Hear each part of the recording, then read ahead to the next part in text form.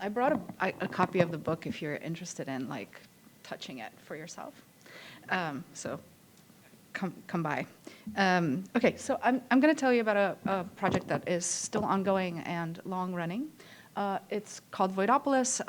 It's an augmented reality book published by MIT Press that's made to disappear. Although it has a major worldwide publication and publisher behind it, I continue to refer to it as not a book, but a digital performance. And it is simply like the stage here is the pages of a book. What do I mean by it's made to disappear? The images and the texts are garbled and can only be read by an augmented reality app that's bespoke and published along with the book, but only for a limited time, because over the period of a year, the digital components inside the AR start to decay until they don't work anymore. And so you're left with this illegible, albeit I think beautiful book, but a book you can no longer read. I started, and I should mention it's a retelling of Dante's Inferno, as if I'm wandering through New York City in the middle of a pandemic. I started it in 2020, and I started to do this on my Instagram feed. So, this was actually started on July 1st of 2020. So I was in New York City. If you were in New York City at the time, we all lived through a pretty traumatic situation. And because New York City was one of the first worldwide epicenters, I think it was more traumatic of an experience because we were the first to understand what we were really dealing with. Although this was an experience that the world lived through, what it meant to be present in New York City at the time was very specific.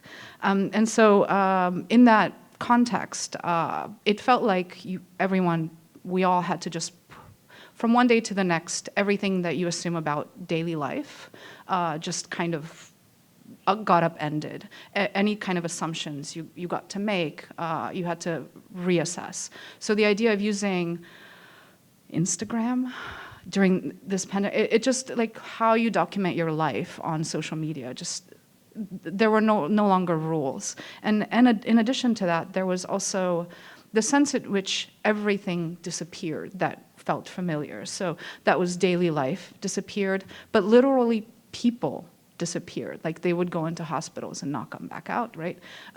So there was, against that backdrop, I should advance this a little bit, give you some visuals. Against that backdrop, I started retelling Dante's Inferno on my Instagram feed.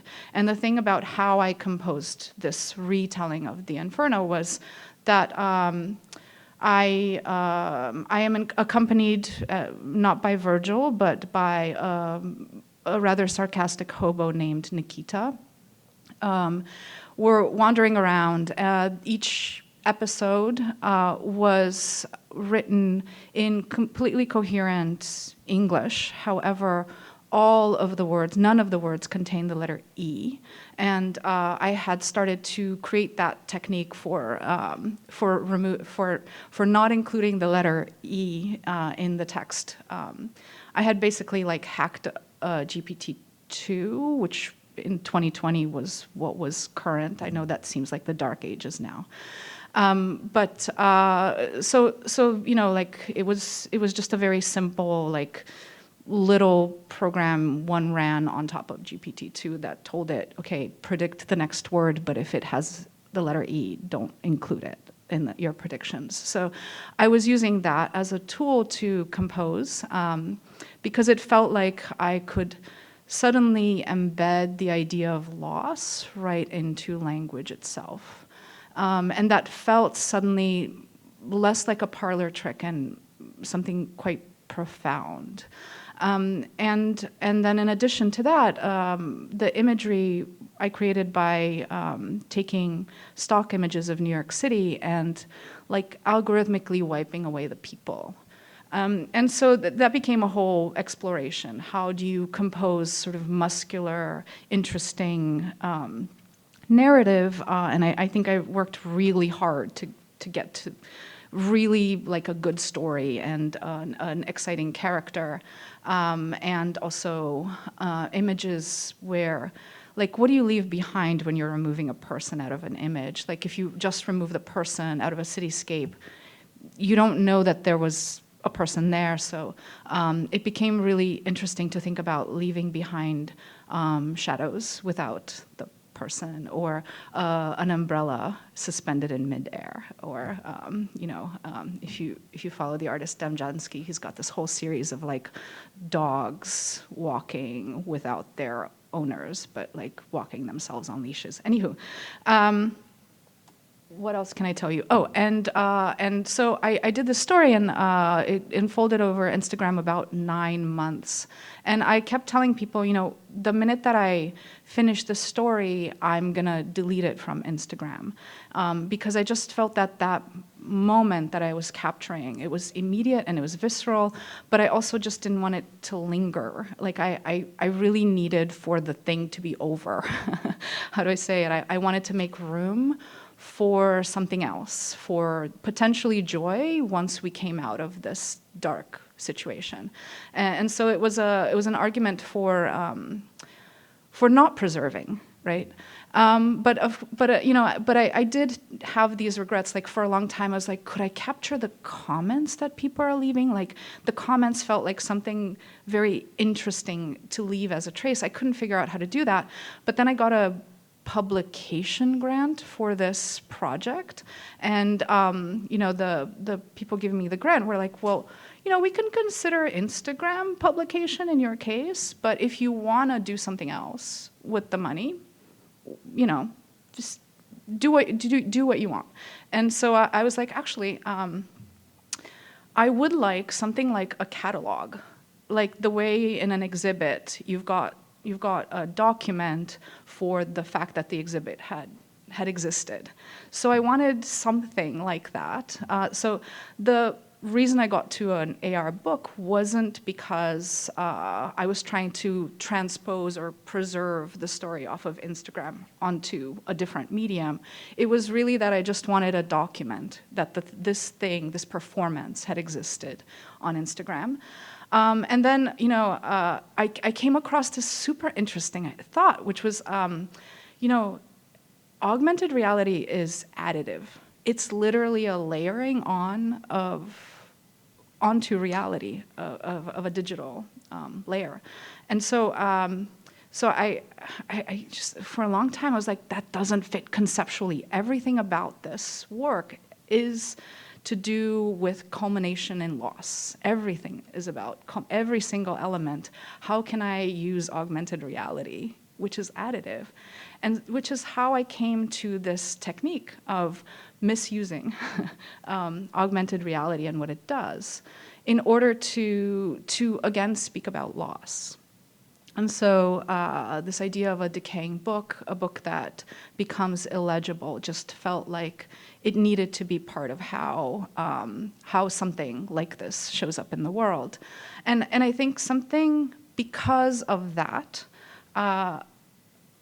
something really interesting happened conceptually for me, right at the tail end of conceiving of this book, which was the notion that, the pandemic was an experience that we all had collectively, and yet singularly and alone, isolated. And similarly, a book is an object which it's you and the book. You experience it on your own. But then here is a book which is decaying performatively over a year. And it's decaying the same for everybody. So even conceptually, there's this like very thin little tendril line that is connecting you, who owns a book, to everyone else in the world who owns a book and who is witness to this loss, this decay. That's the project in a nutshell. I'm very reluctant to hand an audience the meaning of my works or what my intentions are. I tell you the story of how I did the thing, or curators. I'm very reluctant to sort of like package meaning for you and hand it over. So I I think it's very important to let your audience find that meaning. But I will tell you something about one aspect of this book, which I think has been underwritten, if I may say, in like the press and in the attention that it's received, which is like tracing the lineage of a project like this. Like, what is my artistic lineage? And this next slide is not going to tell you. It's just going to give you more images. But like when I think about artistic lineage, I don't know if you all have heard of Agrippa, this disappearing novel. I actually don't think that that's my artistic lineage. It was a book that literally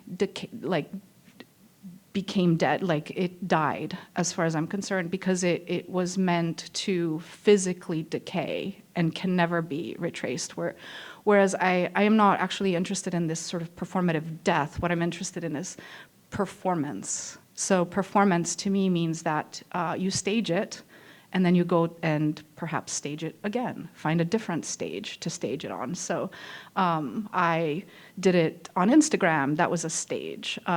In this book, it is a stage that renews every year. I showed it at Ars Electronica, and the whole thing decayed over the 5 days of Ars Electronica. What I do think is my artistic lineage here is more like Banksy. You know, like Banksy's shredded painting, right? There's an element of mischief there. There's this element of performativity. But the mischief is the key.